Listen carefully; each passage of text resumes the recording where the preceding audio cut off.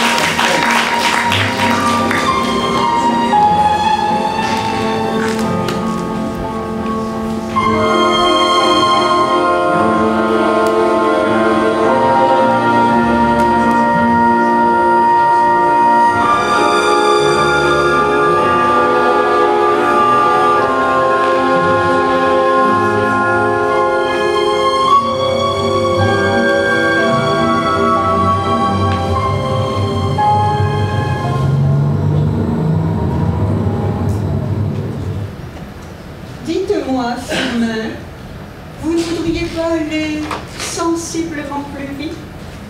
Je ne voudrais pas faire attendre mon amie Irène de Frétille-du-Derche. Ah, l'est-il? Sœur, mon amie, sœur, je sais parfaitement qu'il m'arrive de vous tutoyer, mais c'est uniquement lorsque vous êtes dans mon lit. Pour l'heure, vous êtes mon chauffeur et je vous traite comme tel. Je ne vous appellerai pas Jean-Pierre non plus. Firmin, c'est beaucoup plus stylé pour un domestique. Je vous en prie, un peu de tenue. Cette voiture ne vous a rien fait, que je sache. Avec ce que vous me coûtez, une voiture sans permis, c'est tout ce que je puis financer. Et vous me dites ne guère dépasser les 35 km à l'heure? Oh, et puis au moins nous sommes tranquilles avec les radars. Et puis faites en sorte de ne pas prendre toute la place. Je me sens confinée, oh, comme la fois où j'ai dû prendre le métro. Oh, quel atroce souvenir! Toute cette faune prolétarienne, ces odeurs, cette promiscuité, oh, j'en frémis encore. Ah, comme je regrette ma Rolls. Là au moins j'avais toutes mes aises. Comment cela? Je n'avais qu'à pas la casser. Mais un peu de respect, s'il vous plaît. Vous savez très bien que je n'y suis pour rien. C'est un refus de priorité, je venais de la droite. Je vous dispense de votre humour sur la droite. C'est très bien la droite. La droite, c'est naturel et c'est supérieur. Ce n'est pas par hasard que la plupart des gens sont droitiers, mon petit Firmin. Vous ne vous êtes jamais posé la question pourquoi l'on disait à droite pour un homme particulièrement habile et gauche pour un maladroit comme vous? Vous devriez réfléchir un peu de temps en temps. Bref, je venais de la droite et la priorité est elle aussi, tout naturellement, à droite. Est-il? Sauf sur les carrefours giratoires où la priorité est à gauche? Mais personne ne m'avait prévenu, imaginez-vous. En tout cas, rien dans Gala, ni dans la revue d'Action française. C'est encore une idée de ces gouvernements socialistes, ces carrefours où l'on vous oblige à tourner à gauche, où la priorité est à gauche. Quelle décadence! Et vous sous-entendez que j'étais dans mon tort? Oh, eh bien c'est tout joli, tiens, elle est belle la France. Une Rolls qui avait à peine 30 ans. Oh, je crois que je m'en remettrai jamais, vous savez. Surtout c'est dans cet accident que j'ai perdu mon mari. Mon pauvre Léon. Heureusement que j'ai hérité suffisamment pour pouvoir vivre de mes rentes. Joli chichement, c'est. Mais imaginez si j'avais dû travailler. Oh, je l'ai échappé belle. Je sais, Firmin, je sais. La Bentley, c'est de ma faute. Enfin, si l'on veut. Ce n'est pas la peine d'aller à un cocktail si l'on ne peut pas boire. De toute façon, ces sculptures contemporaines de Patrick Grelot des étalons étaient tellement imbuvables que je me suis vue réduite à me rabattre sur le champagne. Et puis, je pensais vraiment être tranquille pour rouler à 2 h du matin, imaginez-vous. Je me demande bien pourquoi cet imbécile qui conduisait cette Peugeot de prolétaire est arrivé de l'autre côté.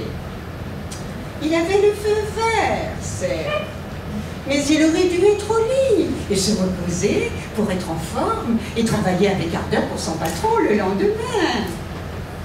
Vous ne pensez pas, Firmin? La Mercedes? Oh, mais ce n'est pas pareil. D'abord, je ne l'ai jamais aimée, cette voiture-là. Tout le monde en a une de Mercedes. Et puis, c'est une voiture allemande. Ça me rappelait trop père.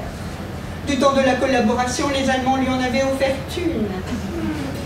Alors, si j'ai pris l'autoroute à contresens et eu ce stupide accident, heureusement sans gravité, enfin, pour moi, c'est que, inconsciemment, je voulais me débarrasser de cette voiture.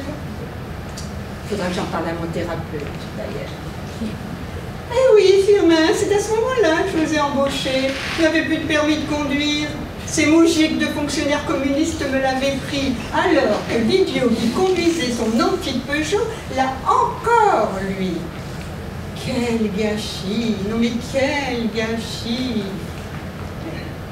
Que se passe-t-il? Que se passe-t-il encore, Firmin? Il semblerait que la voiture penche dangereusement vers la gauche. C'est une allusion politique? Vous le faites exprès ou quoi? Si vous avez juré de me rendre folle, vous allez gagner. Puis pourquoi, là, vous restez là bêtement coincé dans les embouteillages?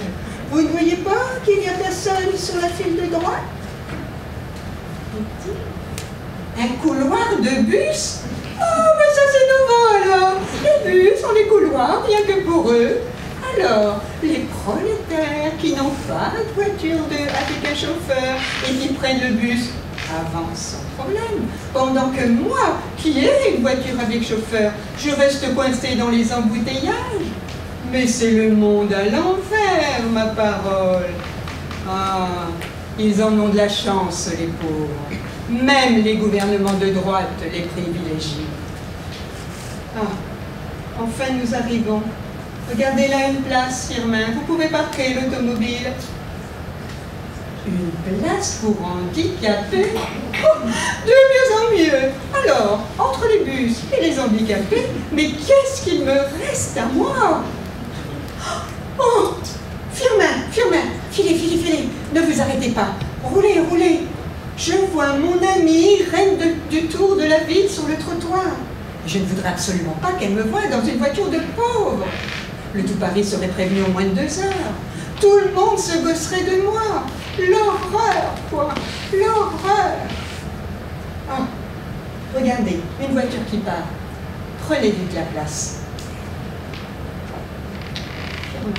Vous oubliez de venir m'ouvrir la porte.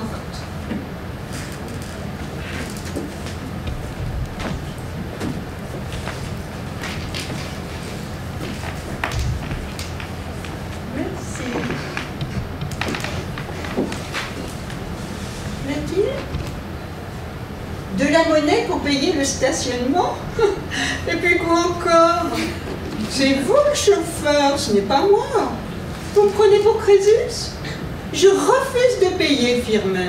Et si une de ces imbéciles de contractuels venait à nous verbaliser? Débrouillez-vous. Faites ce que vous voulez. Séduisez-la. Violez-la au besoin. Je ne veux pas le savoir.